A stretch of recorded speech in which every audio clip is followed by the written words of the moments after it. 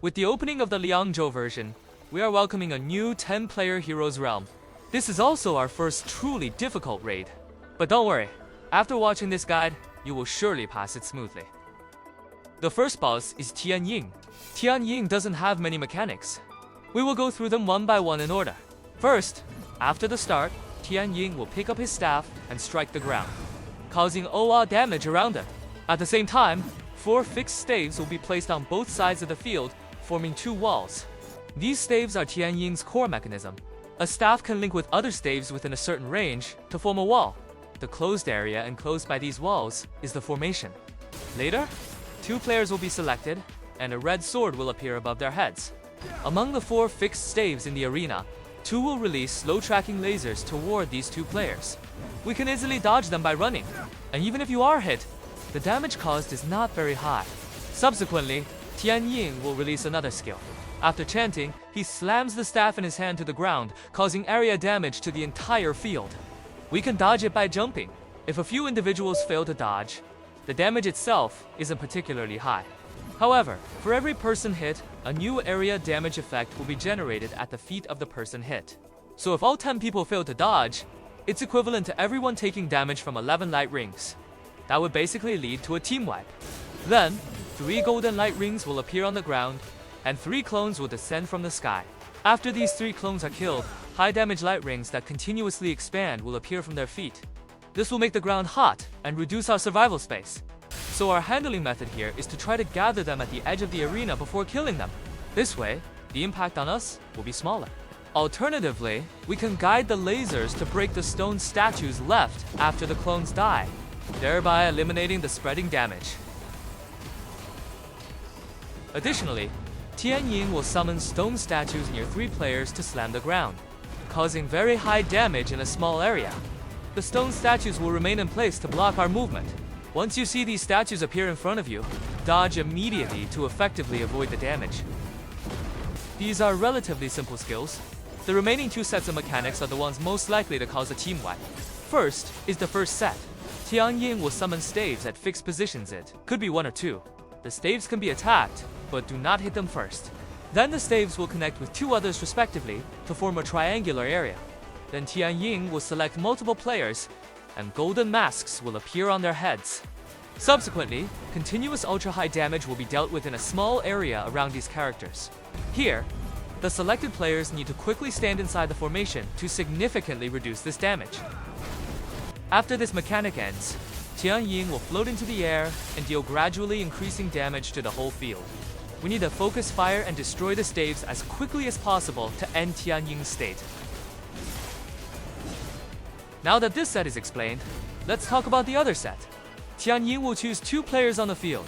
A yellow circle appears under their feet, and an arrow appears above their heads. Subsequently, 2 staves are summoned at the positions of these 2 players. These 2 staves will respectively connect with 2 other staves to create an area. The remaining mechanics are the same as the previous set.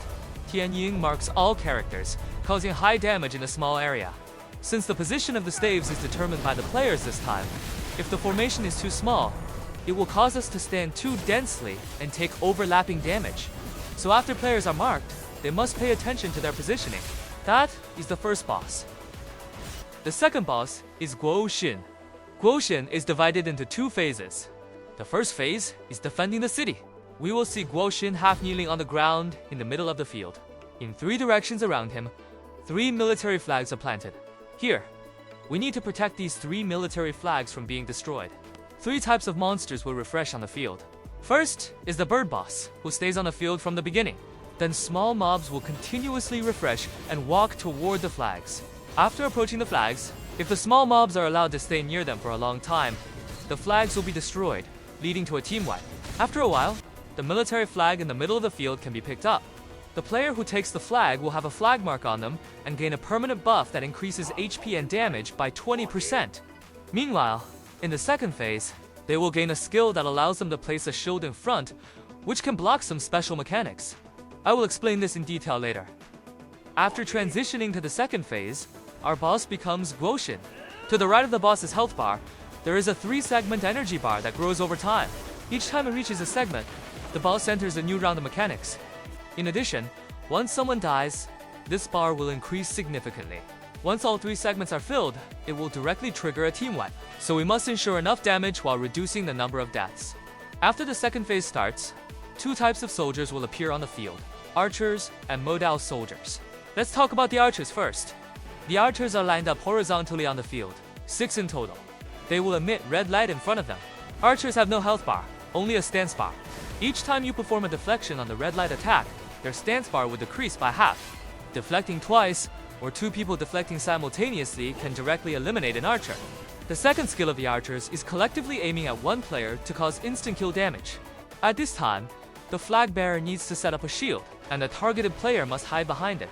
Otherwise, there will be a casualty. Now for the Modao soldiers. In the second phase, 3 red circles appear on the field, and then lightning falls along with the Modao soldier. If no one performs a deflection in these red circles, it will deal high damage to all players. The red circles will repeat until someone deflections or is hit inside them. The Modao soldier will stay on the field, and an air wall will appear around them until the Modao soldier or the player dies. The tactic here is to arrange 3 people to respectively deflection the Modao soldiers, but it must not be the flag bearer. I will explain why later. Or you can target the boss, face outward close to the wall, and use soaring spin to pass through the air wall. The next skill to mention is the lightning ball. The lightning ball is a mechanic specifically for the flag bearer. If the flag bearer touches the lightning ball, they will be killed instantly. So at this time, the flag bearer needs to start running immediately to keep a certain distance from the lightning ball. Teammates who are not holding the flag should quickly eat the lightning ball. This is also why the flag bearer should not deflection the Modao soldiers. If the flag bearer is locked up and a lightning ball appears nearby, there is nowhere to run. Regarding Guosin's own skills, for the most part, just dodge what you can. There isn't much else to note. Guosin's mechanics are generally like this. It doesn't sound like much, but it actually requires a certain level of execution. I personally suggest having a commander when playing. It makes things easier. Okay, I hope this guide is helpful to everyone. Please share and support. Thanks for watching. See you next time.